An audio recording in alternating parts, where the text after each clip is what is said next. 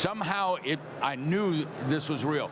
But then it showed Jesus dying the exact same way, same music, same dramatics, but this time the cross was in Times Square, and there was prostitutes and drug addicts. And then it showed him dying, and the cross was in the streets of East LA with gangbangers and drug dealers and stuff. And I knew that he died. I didn't know anything about him. I didn't know anything. And so the pastor gave an altar call, and you come forward. There's no way to do that. And to this day, I know this sounds strange, but to this day, nobody came up and said anything to me.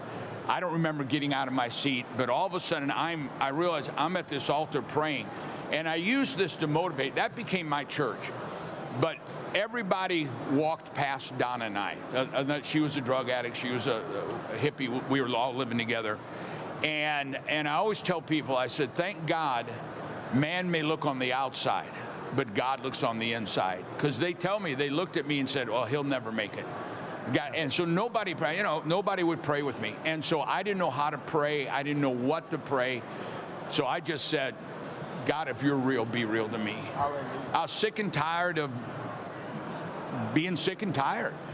And I looked and looked and looked, and I couldn't find what happiness was. And all of a sudden I said, if you're real, be real to me. And it felt like 1,000,000 pounds fell off of my heart, and I just began to weep. And that's not me. I'm from the streets. I'm a man's man. You're not going to make me cry.